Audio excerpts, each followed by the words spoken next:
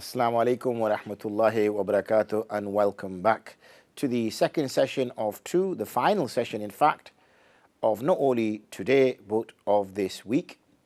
I'm Amjad Muhammad for the next 7 minutes or so. I think I'll stay as Amjad Muhammad for the rest of my life, but my point was that I'll be here for the next 7 minutes or so. So please do sneak in your questions like our sister from Bradford did just before the short interval that we went for. The number to call is 01274 214 299. That's 01274 214 299. And the email address is qanda@iqra.tv. So whilst I wait for the phone to ring, I've got 2 more questions left on the group, and then I will be up to scratch with that as well. Alhamdulillah, it's been a good day. Assalamu alaikum. Can I get advice on what to pray on daily basis? Apart from the 5 times namaz, with our busy lives as housewives, we don't get time at all. We get so busy in household, we hardly do any dhikr. Any advice on this, please? Wa alaikum assalam wa rahmatullahi wa barakatuh. My dear sister, I hope my wife does not mind, but my wife at the very early stages was a housemaker, a homemaker. So when we first got married, for the first, I don't know, 7, 8, maybe 9 years, maybe not so much like that. I don't know, I lose track. How long have we been married for? We've been married a long time. So maybe about 8 years, 9 years, my wife was a homemaker. She spent all her time with the children and gave all her commitment to her children. Alhamdulillah, our children. Yeah, let me take some credit for it as well.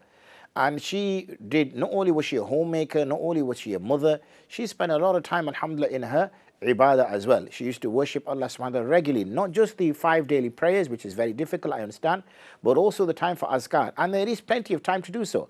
If you've got young children, they sleep a lot, so there's chances there. Not only that, you make the time, you manage your time effectively. But just to carry on speaking about my dear wife, she then started to help me in the madrasa that we have here in Bradford. And she started her role from maybe 1 day a week to 2 days a week. That's when our 3rd child was born, alhamdulillah, and our 3rd child started to go to nursery.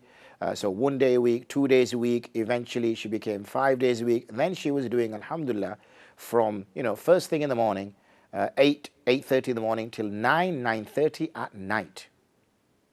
Every day. She used to get up at 5 in order to do her work and then finish her work when she got back home after madrasa till 10:11. Her weekends, she was like a spinning top. That's how fast she had to move in order to make up for that time.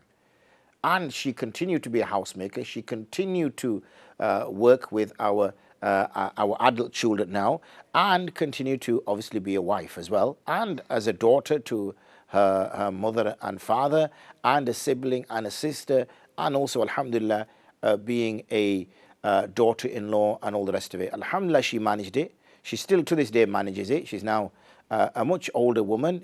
I'm sure she won't mind me saying. And alhamdulillah, she continues to be a support for beyond her own family. Continues with her ibadah. Now, obviously, she spends more of the time in the madrasa. And she can continue to do that. And that's what we need to do, ladies. Our ladies, you are our first soldiers, our first teachers. And therefore, if every single one of you, alhamdulillah, makes that time, uses their life productively, then inshallah, greatness will come.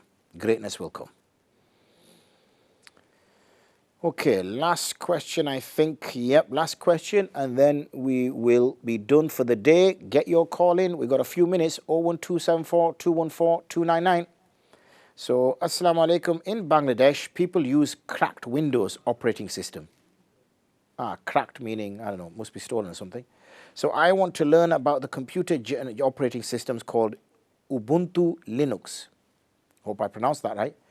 However, I have some doubts which prevent me from using it. I would like to listen to the opinion about Linux was invented by a kafir. So what? Ubuntu contains a software called Ubiquity. So what?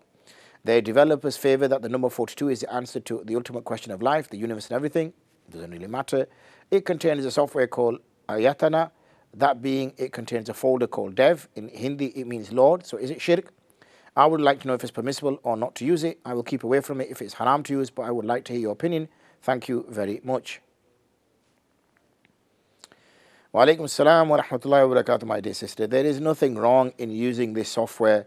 There's no harm in it. Just because it's been invented by a non-Muslim, that doesn't mean anything. Similarly, whether it's called Ubuntu doesn't matter. The answer to the universe and everything is based on a novel. This number 42 is based on a novel by a chap called Douglas Adams. He wrote a book, and it's actually a comedic book. It's comedy. It's not real. So again, that does not matter. Similarly, question 4 and 5, irrelevant. So this is permissible to use. There is no harm in it whatsoever. Okay, that gets there. Jazakallah khairan. May Allah bless you. Ameen. And also, Jazakallah khairan, Mufsab. Allah reward you in both worlds. Ameen. So that's some nice du'as at the end. That gets me to the end of that group. Let me just quickly check the gents group. Yep, there's one question on here. Assalamu alaikum wa rahmatullahi wa barakatuh. I have a perfume that has cinnamon alcohol in it. Cinnamon alcohol or styrone is an organic compound that is formed in esterified form in storax, balsam of Peru, and cinnamon leaves. It's not made of grapes or dates, which would make it impure. So would perfume with the cinnamon be allowed to wear or not? Wa alaikum assalam wa rahmatullahi wa barakatuh, my dear brother. Pray you are well. Of course you can use something with cinnamon alcohol in it. You are quite correct. It is pure. It is not considered as impure, so it will be permissible to use. I like the way you use the word in it. I'm not sure whether that is in it, as in when we say it has that in it, or this is your little dig at us Bradfordians when we say in it. But anyway, whatever it might be, you are quite permitted to use that. Jazakumullah khairan for the question. May Allah bless you, and I look forward to seeing you soon in Ramadan, inshallah. I hope that you're going to be close by those last 10 days, inshallah ta'ala. Speak soon. Assalamu alaikum wa rahmatullahi wa barakatuh. Okay, I know the brother who asked that question. I hope I know the brother who asked that question. When I went for itikaf, he was my right-hand guy next to my little tent. He was located, and every khidmat, alhamdulillah, he did without any question, night or day. May Allah bless him, and may Allah bless us all. We're now coming to the end of today's program. We're coming to the end of this week's programs for me, questions and answers.